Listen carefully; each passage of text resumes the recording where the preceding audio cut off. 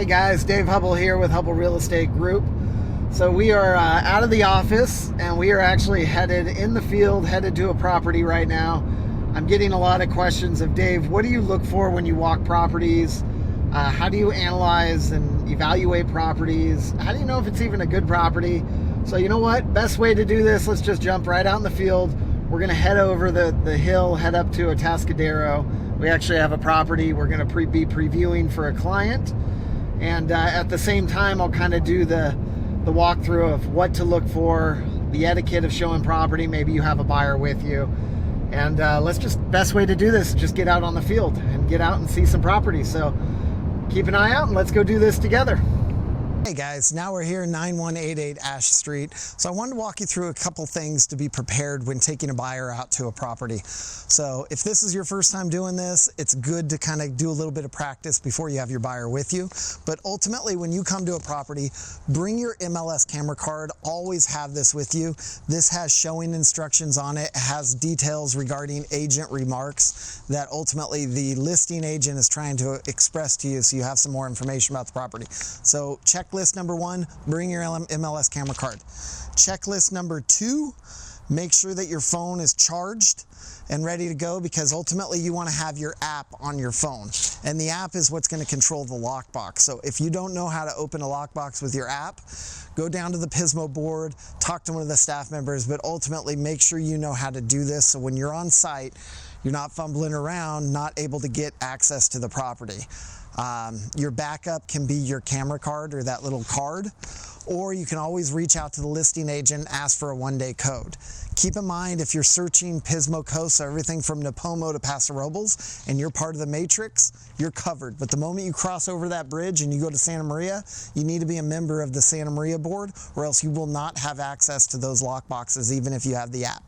So you have to be regioned correctly. So with that said, this camera card is going to show me that the lockbox is right over there in the corner. So I've already gotten the key. Why don't we now take a walk inside on this property? So today we're going to be viewing 9188 Ash Street. Now, what's nice about this is I looked on the camera card, and right here, showing instructions, it shows that the property is vacant. So I did not need to call, even though I'm the listing agent. Ultimately, if it's a vacant home, it told me just go and show. I don't need to book an appointment. I could just show up anytime and walk the property. So as a new agent, I would say that's a good place to start. Check out vacant homes. Now, let's assume this is the first time you're doing this. Even though the property says vacant, we're going to knock regardless, just because you don't know for a fact. Maybe they moved a tenant in from the time that they put this on. So give it a sec. No one shows up. Put the key in the lock, obviously. Keep the key in the lock. Don't take it and put it in your pocket. You'll start showing a lot of properties and things will start becoming patterns. And ultimately, there's a good chance you'll drive away with the key in your pocket and forget to put it back in the lockbox. Happens all the time. By keeping it in here, turn it a little bit, because that key is not coming out. If the wind blows this door shut, the key's not flying across the yard, and now you're looking for a key. But this, I know the key is here every time, and it's a reminder of when I start locking the property up, what are the steps. So I enter into the property. Knock, knock. Hubbell Real Estate, Dave Hubbell, Hubbell Real Estate. Announce yourself. Vacant, not vacant, doesn't matter. Announce yourself. Anytime you see a door that's shut, you're knocking on that one. So I walk over to the bedroom door is shut. I'm going to knock on it before I walk in as well. So now that I'm inside the house, I got to come up with an idea of how I'm going to tour this property. Based on my client, if they're talking about they love living rooms or outside living or anything, that's probably going to be the first place I take them, start there, and then work my way in. In this case, it's a very open floor plan. So I probably walk in, I'd greet my client and be like, hey, come on in, welcome home. What do you think? Beautiful home. I'd go around and I'd start turning lights on, making sure. So if my client's outside fiddling around in the car, I'm gonna rush in, get the house all prepared, turn it on. I might even show up 10 minutes before my client gets here to get the house ready to go. But I always meet them at the front door. Hey guys, welcome, come on in, welcome home. Boom, invite them into the house. I already have it in my head how I'm gonna walk this property because I'm gonna be showing them. It is not a free-for-all. welcome to the house. Go check it out. Tell me what you think about it. Let me know. No, you're going to be previewing it with them. And as you're walking and talking with them, here's a kitchen. Imagine yourself doing a formal entertaining. This is plenty of room. You put a little kitchen island here. And, the quality of construction, I'm looking around. I don't see any defects. I'm talking to them about furniture. Hey, possibly maybe the refrigerator or something we can negotiate.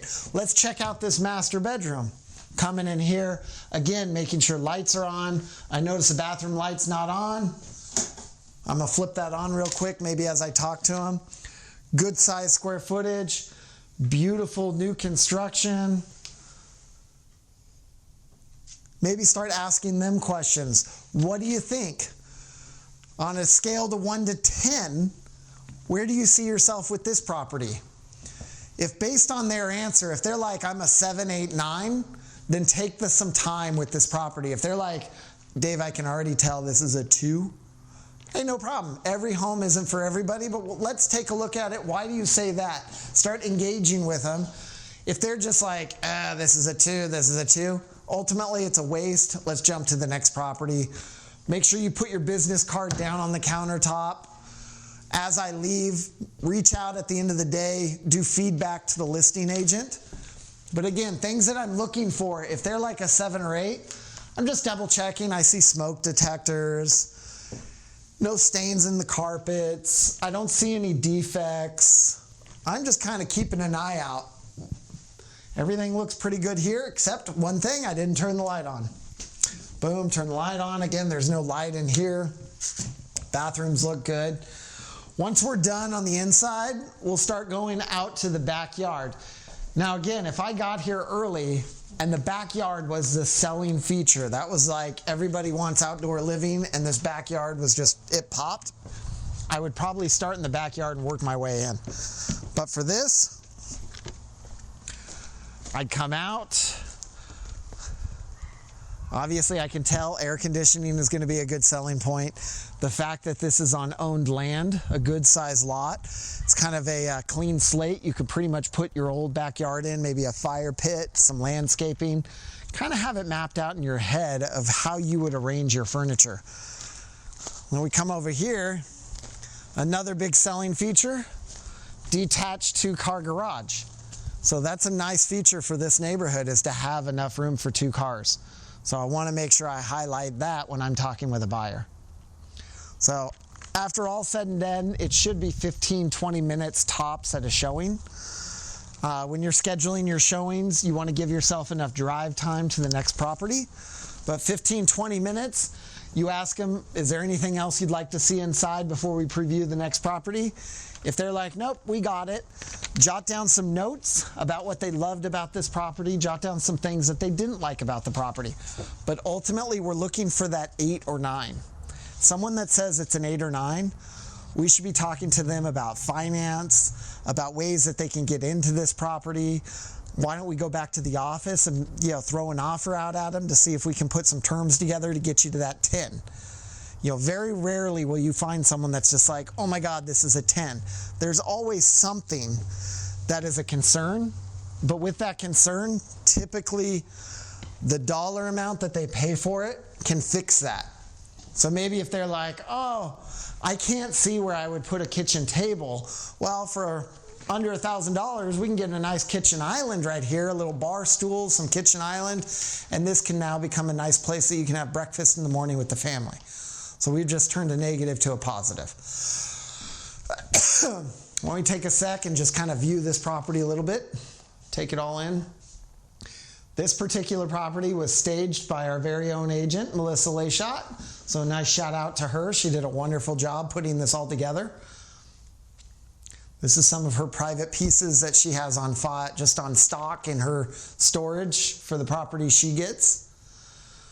And then some highlights with this property, because it is on owned land and the year, traditional financing is available as well. So really, this is a great first-time home buyer property. Now that we're all done showing the property, now it's time to lock up. Your client leaves, says, you basically tell your client, All right, well, it sounds like we're done. Let's move on to the next property. Give me about 2 minutes. Let me go ahead and lock up. So send your client out the door. Don't let them linger inside the house while you're trying to lock up, because they ultimately can be going behind you and open a slider that you just locked and you thought that you did it. So it's like, hey, I'll meet you out at the car. Let me go ahead and lock up. I'm going to run around, lock all the doors, double check everything. Okay? Lights, looking for lights. I'm turning off all those. Double checking here. Oh, got a light. And then the big thing, front door. Now again, I left the key in the lock. I did that on purpose. You start showing 10, 15 houses in a 2-day span, and you set the key down different places every time, you start getting confused a little bit, like, dang, what did I do with that key? So I'm going to double check that. I'm going to shut it, take the key out, and I'm immediately going right to the lockbox to go put that back. Once that's done, then I'm meeting the client at the car and we're off to the next property. Typically, I'm telling the client, all right, we're headed over to this property. It's right down the street. Go ahead and follow me. Or if I'm driving with them, I'll have, again, the MLS camera card ready to go. So, all said and done, that is a little tutorial on how to show property properly. And that's about it, you know. Don't make things up to your buyers. If your buyers ask questions that you just can't answer, just tell them, you know what, I don't have the answer for you right now. Let me write that down. I'll get back to you as soon as I get in the office and I can research it. Other than that, that's a little tutorial on how to show property, and go work with some buyers. It's a quick 30 to 45 day escrow. So let's go get an escrow, guys.